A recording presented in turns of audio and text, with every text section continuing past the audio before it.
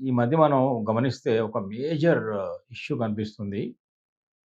చిన్న వయసులోనే 20, 25 ఏండ్లకే ఇంకా తక్కువ వయసులోనే అసలు ఆ వయసులో రాకూడని సమస్య ఎదురవుతున్నది. అదేంటంటే గ్రే హెయిర్, తెల్ల వెంట్రుకలు రావడం. అసలు వైట్ హెయిర్ ఎప్పుడొచ్చేది మనకు? జనరల్‌గా సాధారణంగా ఎప్పుడు రావాలి? 40, 50 తర్వాత రావాలి. ఇంకొంతమందికైతే 60లో కూడా కొంచెం ఇంకా పూర్తిగా రాని వాళ్ళు కూడా ఉన్నారు. కానీ 20లోనే 60లో రావద్దు 20లోనే మనకు కనిపిస్తుంది. అంటే మనం ఏం తింటున్నాము? మన జీవన విధానం ఎలా ఉంది? అనేది కూడా మనం చూసుకోవాలి. ఇది దేనికైనా ఇబ్బందికరమైన సమస్యనా అని చాలామంది అడుగుతుంటారు. ఈ సమస్య మీద ఇప్పుడు గ్రామాలకు వెళ్లి చూసాం ఈ మధ్య. వెళ్తుంటాం కదా! అక్కడ మా దగ్గరకొచ్చే టౌన్‌లో వచ్చేటటువంటి హైదరాబాద్‌లో వచ్చేటువంటి పేషెంట్స్‌ని పేరెంట్స్ చెప్తున్నారు. మా పిల్లలకి గ్రే హెయిర్ వస్తుందండి. ఏంటి? ఏం సమస్య అయ్యుంటుంది? దీనికేమైనా చికిత్స ఉందని అడుగుతున్నారు. దీనికి పైపూత రంగులు డై వేయడం అనేది పరిష్కారం కాదు. ఇప్పుడు నేనున్నాను. నాకు ఒక 62 ఏళ్ళు దాటాయి. కాబట్టి ఇప్పుడు నేను ఒక డై వేశాను, హెయిర్ వేశానంటే ఒక అర్థం ఉంది. కానీ యంగ్‌స్టర్స్ ఆ పని చేయకూడదు. ఎందుకు అలా గ్రే హెయిర్ వస్తుందని చూడాలి. దీనికి 2 రకాల ముఖ్యంగా మనకు ఒక 2 రకాల ప్రధాన కారణాలు కనిపిస్తాయి. ఒకటి పేరెంటల్ నుంచి వచ్చే ఎనర్జీ లోపల ఇంబాలెన్స్ ఉండడం వల్ల ఒకటి జరుగుతుంది. పేరెంటల్ ఇష్యూ అంటాం దీన్ని. అంటే మనకొచ్చేటటువంటి జెనెటికల్‌గా వచ్చేటటువంటి ఒక సమస్యగా అవుతుందిది. రెండవది మనము ఇక్కడ ఈ ఆహారము డయట్ లోపల తగిన జాగ్రత్తలు పడకపోవడం వల్ల, తర్వాత ఈ పొల్యూషను రకరకాల పర్యావరణ సమస్యల వల్ల కూడా కావచ్చు. ఈ 2, 3 కారణాల వల్లనే ఇది జరుగుతున్నది. కానీ ఇప్పుడు చిన్నతనంలో వచ్చే సమస్యకైతే మాత్రం ఖచ్చితంగా ఇదొక పేరెంటల్ ఇష్యూగానే మేము చూస్తున్నాం. దీని మీద ఇంకా లోతైన జరగాలి. ఎందుకంటే మీరు గమనించండి. ఈ ఒకప్పుడు పెళ్లి చూపులకు వెళ్ళినప్పుడు అబ్బాయికి ముఖ్యంగా నిజమైన గ్రే వెంట్రుకలు వెతికేవాళ్ళు. అంటే ఏమన్నా విగ్గు పెట్టారా? లేకుంటే నిజంగా వెంట్రుకలు మంచిగా దట్టంగా బ్లాక్‌గా ఉన్నాయా లేవో చూసేవాళ్ళు. ఎందుకు? గ్రే హెయిర్‌కు ఒక ప్రధానమైన సమస్యకు దగ్గర సంబంధం ఉంది. అలాగే ఈ అమ్మాయిలకు కూడా మంచి పొడవాటి వెంట్రుకలు, కేశ సౌందర్యం ఎంత బాగా ఉందని కూడా గమనించేవాళ్ళు. ఎందుకంటే ఈ అమ్మాయిల్లో పొడవైన హెయిర్ ఉండడము, అద్భుతమైన కేశ సంపద ఉండడం అనేది చాలా చాలా ఇంపార్టెంట్.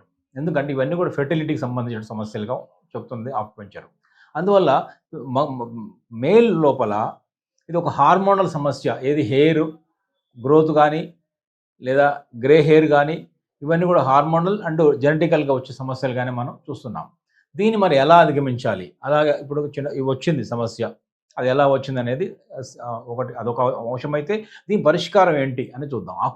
ఆక్యుప్రెషర్‌లో మీకు మీరే ఆహ్, ఒక అద్భుతంగా ఈ ప్రెషర్ పాయింట్ చేసుకోండి. మీకు రిజల్ట్స్ తప్పకుండా వస్తాయి.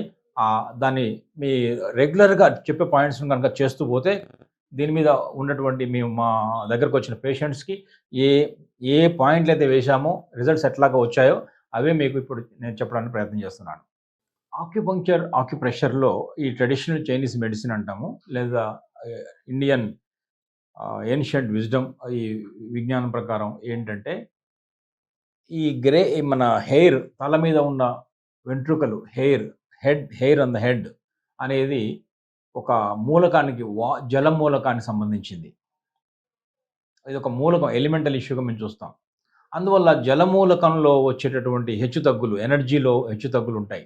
జలమూలకంలో కలిగే ఇంబాలెన్సెస్ వల్లనే ఈ గ్రే హెయిర్ రావడానికి లేదా హెయిర్ ఫాల్ కావడానికి, లేదా చుండ్రు సమస్యకు, లేదా అనేక issue related to head hair on the head అనేది ఒక వాటర్ ఎలిమెంట్‌కి సంబంధించిన సమస్యగా ఆక్యుపంక్చర్ చాలా క్లియర్‌గా చెప్తున్నది. అందువల్ల దానికి సంబంధించిన డయట్ ఏం చెప్తామంటే బ్లూ కలర్, బ్లాక్ కలర్ చాలా చాలా మంచిది. అంటే ఇప్పుడు మీరు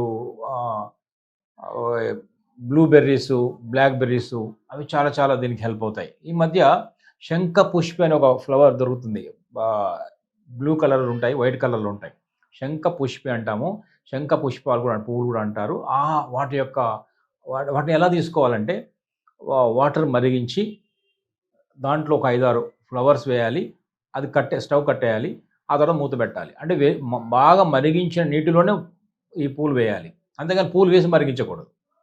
బాగా నీరు మరిగిన తర్వాత ఫ్లవర్స్ వేసి మూత పెట్టి స్టవ్ ఆర్పేసి ఒక 5-10 నిమిషాల తర్వాత చల్లారిన తర్వాత దానిని మీరు మనం తీసుకోవచ్చు. అలా చాలా టేస్ట్‌గా మంచి కలర్‌ఫుల్‌గా బ్లూ కలర్‌లో ఉంటుంది. చాలా చాలా అద్భుతంగా టేస్ట్ కూడా ఉంటుంది. అది తీసుకోండి. అది ఏంటంటే మన కిడ్నీ ఎనర్జీని ఇందాక మనం వాటర్ జలమూలకం అనుకున్నాం కదా! దానిని స్ట్రెంగ్తెన్ చేస్తుంది. రెండోది ఏందంటే మీరు దానికి ఇది ఇది ఒక టీ లాగా కూడా కషాయం టీ లాగా కూడా చేసుకోవడానికి వీలుంటుంది. ట్రై చేయండి. చాలా బాగుంటుంది. ఇకపోతే ఆక్యుపంక్చర్, ఆక్యుప్రెషర్ పాయింట్ విషయానికొస్తే ఏంటంటే ఇది ఇక్కడి నుంచి వెళ్ళేటటువంటి ఒక యూబీ మెరిడియన్ అండ్ జీబీ మెరిడియన్‌లో ఒక పాయింట్ చెప్తున్నాను. అది UB, GB urinary bladder and gall bladder. ఇక్కడ చూసారు కదా! ఇప్పుడు హెడ్ లోపల మనం మాట్లాడేది ఇక్కడ దీనికి సంబంధించిన హెయిర్‌కి సంబంధించిన సమస్య కాబట్టి, ఇప్పుడు దీనికి సంబంధించిన ఈ హెడ్ తలకు సంబంధించినటువంటి ఇక్కడ హెయిర్‌కి సంబంధించిన సమస్య కాబట్టి, చూడండి ఇక్కడ ఈ లైన్స్ చూసారా? ఈ లైన్స్ ఎన్ని పోతున్నాయి ఇక్కడ? ఈ లైన్స్ అన్ని తిరుగుతున్నాయి చూసారా? ఇవన్నీ కూడా పంక్చర్ మెరిడియన్ లైన్స్ అంటాం. శక్తి ప్రసార మార్గాలంటాం. తల నిండా ఉన్నాయి. మీరు గమనించారో లేదో. ఇక్కడ యూబీ, జీబీ అనేది చాలా ప్రధానంగా వెళ్తుంది. అందువల్ల యూరినరీ బ్లాడర్ అంటే వాటర్ ఎలిమెంట్ అనుకున్నాం. గాల్ బ్లాడర్ అంటే ఏంటంటే యాక్చువల్‌గా అక్కడ ఇక్కడి నుంచి చాలా చాలా లోకల్ పాయింట్ అవుతుంది కాబట్టి గాల్ బ్లాడర్, యూరినరీ బ్లాడర్ సంబంధించిన ఒక పాయింట్ చెప్తాను. అది మీకు చాలా చాలా వరకు హెల్ప్ అవుతుంది. అది ఎక్కడుందంటే కాళ్ళలో ఉంది.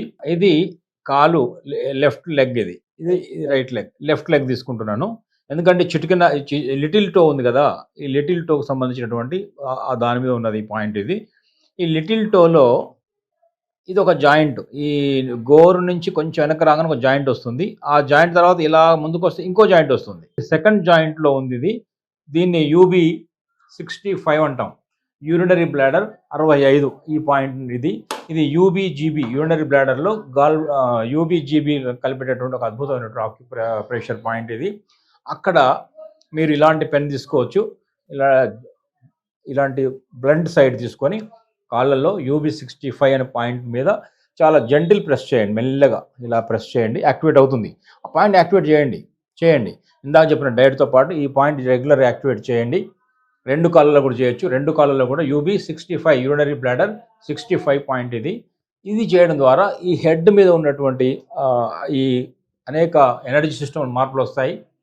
అక్కడ శక్తి ప్రసారం బాగా పుష్కలంగా జరుగుతుంది. అప్పుడు మన హెయిర్ ఫాల్ కూడా తగ్గుతుంది.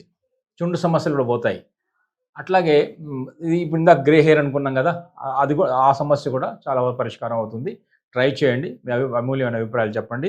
ఇప్పుడు ఇంకా మీకు ఈ విషయంలో ఈ హెయిర్‌కు సంబంధించిన గానీ, తల ఎందుకు బట్టతలకు సంబంధించిన సమస్యలు గానీ, ఈ ఈ హెయిర్ రిలేటెడ్ ఎనీ ఇష్యూ ఉన్నా కూడా నాకు నిరభ్యంతరంగా కాల్ చేయండి.